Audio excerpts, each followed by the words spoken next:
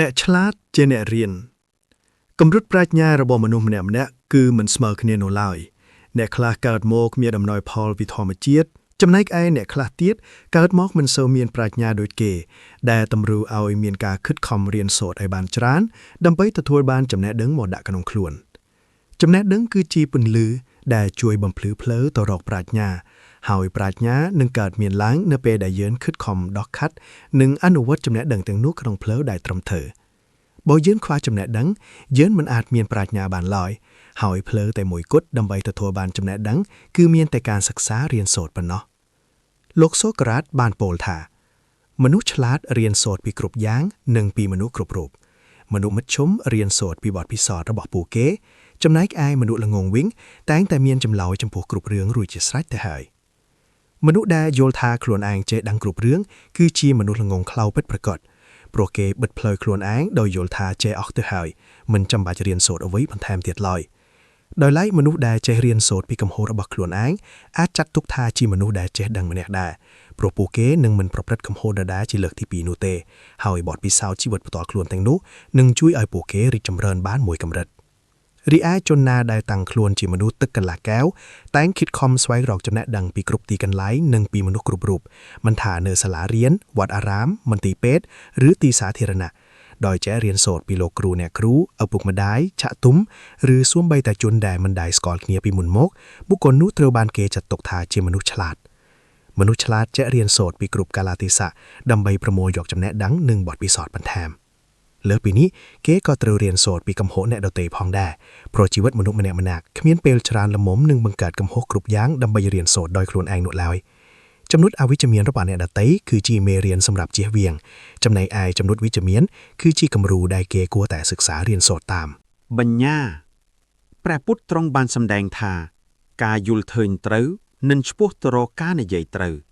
ការនិយាយត្រូវនឹងឆ្ពោះទៅរកការងារត្រូវការងារត្រូវនឹងឆ្ពោះទៅរកការចិញ្ចឹមជីវិតត្រូវការចិញ្ចឹមជីវិតត្រូវនឹងឆ្ពោះទៅរកការព្យាយាមត្រូវការព្យាយាមត្រូវនឹងឆ្ពោះទៅរកការភ្ញាក់រលឹកត្រូវការភ្ញាក់រលឹកត្រូវនឹងឆ្ពោះទៅរកសមាធិត្រូវសមាធិត្រូវនឹងឆ្ពោះទៅរកបញ្ញាត្រូវហើយបញ្ញាត្រូវនឹងឆ្ពោះទៅរកការរំដោះទុក្ខត្រូវនៅក្នុងព្រះពុទ្ធសាសនាគេតែងតែលើកយកគោលការណ៍នៃសិលសមាធិនិងបញ្ញាមកសម្ដែងសិលគឺជាចេតនាដែលនាំឲ្យវាចាកនៅអំពើអាក្រក់និងជាគ្រឿងតម្រង់ឲ្យយើងសាងកម្មល្អតាមរយៈកាយវាចានិងចិត្តសមាធិគឺជាដំណើរនៃការតាំងចិត្តឲ្យស៊ុបមាំឬការស្លង់ចិត្តទៅក្នុងអារម្មណ៍តែមួយដែលបានរំពឹងទុកចំណែកឯបញ្ញាវិញគឺជាការចេះដឹងយ៉ាងច្បាស់លាស់តាមរយៈការរៀនសូត្រការស្ដាប់និងការត្រេករិះពិចារណាមនុស្សដែលមានសិលនៅក្នុងខ្លួនពោលគឺអ្នកដែលប្រព្រឹត្តល្អដោយកាយវាចានិងចិត្តគង់នឹងមានចិត្តដែលតម្កល់នៅក្នុងសមាធិចិត្តដែលមានសមាធិគឺជាចិត្តដែលមានសន្តិភាពជាមួយខ្លួនឯងនិងអ្នកដទៃកាលបើចិត្តស្ងប់ឬមានសមាធិនឹងធឹងហើយវានឹងជួយឲ្យយើងកាត់បន្ថយនៅរាគៈសេចក្តីស្រឡាញ់ជាប់ជំពាក់និងទោសៈសេចក្តីស្អប់ខ្ពើមបញ្ញានឹងកើតមានឡើងនៅពេលដែលចិត្តយើងស្ងប់ព្រោះចិត្តដែលស្ងប់រមែងធ្វើឲ្យយើងមានសតិស្មារតីជាប់ជានិច្ចបញ្ញារបស់មនុស្សអាចបែងចែកជាច្រើនផ្នែកដូចជាបញ្ញាខាងវោហារសាស្ត្របញ្ញាខាងការគិតគូរបញ្ញាខាងការប៉ាន់ប្រមាណបញ្ញាខាងការងារបញ្ញាខាងការចងចាំបញ្ញាខាងការដោះស្រាយបញ្ហានិងបញ្ញាខាងការស្ដាប់មានវិធីសាស្ត្រជាច្រើនដើម្បីទទួលបានបញ្ញាដោយអ្នកខ្លះជ្រើសរើសស្វែងរកតាមមាគ៌ាសាសនានិងការប្រតិបត្តិធម៌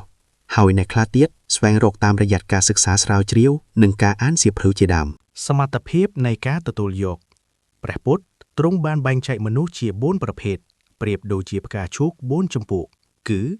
ជំពូកមនុស្សមានបញ្ញាចាស់ខ្លាគ្រាន់តែបានស្ដាប់ធម៌ទេសនាភ្លាមក៏អាចយល់ដឹងនិងសម្រេចធម៌បានភ្លាមជំពូកមនុស្សមានបញ្ញាថ្នាក់មធ្យមត្រូវទទួលបានការព្រានប្រដៅនិងពន្យល់ណែនាំជាច្រើនលើកទើបអាចសម្រេចធម៌បានជំពូកមនុស្សមានបញ្ញាទន់ខ្សោយត្រូវចំណាយពេលពន្យល់ដដែលនិងប្រើរយៈពេលយ៉ាងយូរទើបអាចយល់និងសម្រេចធម៌បានជំពូកមនុស្សគ្មានបញ្ញាសូម្បីបានស្ដាប់ធម៌ហើយក៏មិនចងចាំមិនយល់មិនស្គាល់ខុសត្រូវនិងមិនមានចេតនាក្នុងការប្រតិបត្តិធម៌ឡើយជាការពិតណាស់នៅក្នុងថ្នាក់រៀននីមួយៗតែងតែមានសិស្សពូកែសិស្សមធ្យមនិងសិស្សខ្សោយសិស្សពូកែអាចជាអ្នកដែលមានដុងឆ្លាតពីកំណើតឬជាសិស្សដែលពូករៀនពោលគឺមានសេចក្តីព្យាយាមខ្លាំង ពួកគេមានសមត្ថភាពចាប់យកចំណេះដឹងឬទិន្នន័យផ្សេងៗបានយ៉ាងឆាប់រហ័សដោយសារតែការខិតខំស្វ័យសិក្សាដោយខ្លួនឯងហេតុនេះទើបពួកគេក្លាយជាបុគ្គលមានសមត្ថភាពលេចធ្លោខ្លាំងថ្នាក់ដោយឡែកសិស្សខ្លះអាចមានបញ្ញាប៉ុន្តែមិនសូវមានសេចក្តីព្យាយាមពលគឺរៀនតែក្នុងថ្នាក់ជាមួយគ្រូតែខ្វះការរៀនបន្ថែមដោយខ្លួនឯងម្ល៉េះហើយលទ្ធផលក៏ទទួលបានត្រឹមតែថ្នាក់មធ្យមឬអាចថ្នាក់ខ្លួនជាសិស្សខ្សោយវិញក៏មានចំពោះអ្នកសិក្សាខ្លះទៀតទោះបីជាខ្សោយក្នុងការចាប់យកមេរៀនដែលគ្រូផ្ដល់ឲ្យប៉ុន្តែគេមានសេចក្តីព្យាយាមខ្ពស់ដូចជាការប្រឹងស្ដាប់ការសាកសួរអ្នកចាស់និងការរៀនសូត្របន្ថែមដោយខ្លួនឯងនៅទីបញ្ចប់ទោះបីគេមិនបានក្លាយជាសិស្សឆ្នើមលំដាប់ខ្ពស់ក៏គេមិនមែនជាសិស្សអន់ថយដែរផ្ទុយទៅវិញសិស្សដែលមានបញ្ញាខ្សោយហើយថែមទាំងខ្វះការព្យាយាមទៀតនោះគឺប្រៀបដូចជាទឹកដែលចាក់លើក្នុងទាទោះបីមានគ្រូល្អឬមិត្តភក្តិជួយបញ្យល់យ៉ាងណាក៏មិនអាចទទួលយកបានហើយនៅពេលត្រឡប់ទៅផ្ទះក៏មិនអើពើនឹងការសិក្សាទៀតបុគ្គលប្រភេទនេះហើយដែលនឹងក្លាយជាសិស្សខ្សោយជាងគេបំផុតរៀនទស្សនៈមានអ្នកប្រាជ្ញបណ្ឌិតបញ្ញាវន្តនិងទស្សនវិទូជាច្រើនបានបង្កើតនូវទស្សនៈផ្ទាល់ខ្លួនដោយផ្នែកទៅលើចំណេះដឹងបទពិសោធន៍និងការយល់ឃើញរបស់ពួកគេផ្ទាល់យើងពិបាកនឹងអារកាត់ថា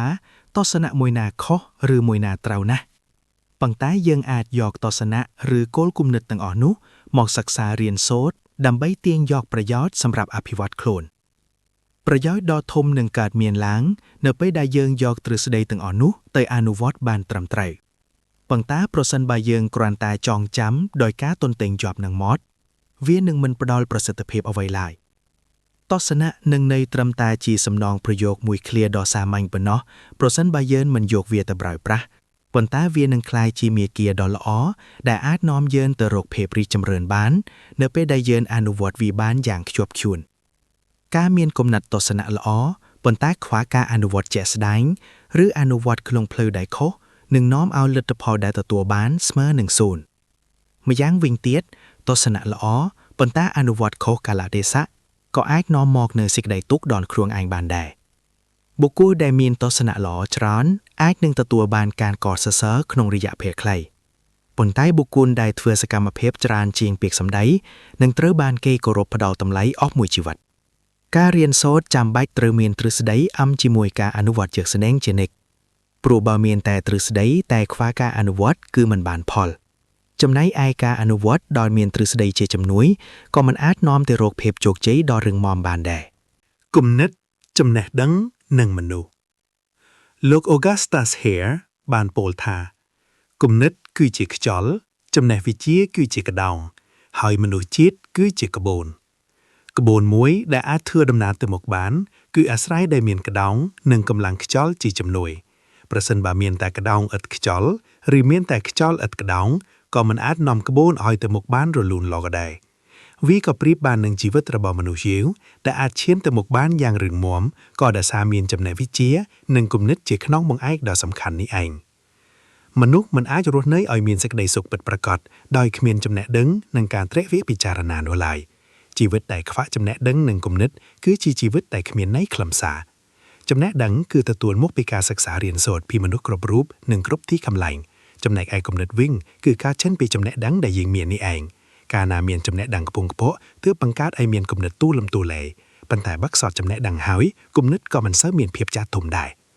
ចំណេះដឹងមិនមែនជាថ្នាំទិព្វដែលអាចធ្វើឲ្យបញ្ហាទាំងឡាយរលត់បាត់ទៅដោយឯកឯងនោះទេប៉ុន្តែវានឹងជួយឲ្យយើងមានសមត្ថភាពដោះស្រាយបញ្ហាទាំងនោះដោយសន្តិវិធីនិងឆ្លាតវៃការសិក្សារៀនសូត្រនឹងធ្វើឲ្យយើងមានចំណេះដឹងហើយចំណេះដឹងនេះឯងដែលបង្រៀនឲ្យយើងចេះគិតគូរនៅពេលដែលមានចំណេះដឹងនិងមានការគិតដ៏ឡំត្រឹមត្រូវវានឹងនាំឲ្យជីវិតយើងអាចយល់ដឹងពីអ្វីៗបានកាន់តែស៊ីជម្រៅនិងអាចសម្រេចបាននូវភាពរីកចម្រើនទៅមុខបានកាន់តែវែងឆ្ងាយ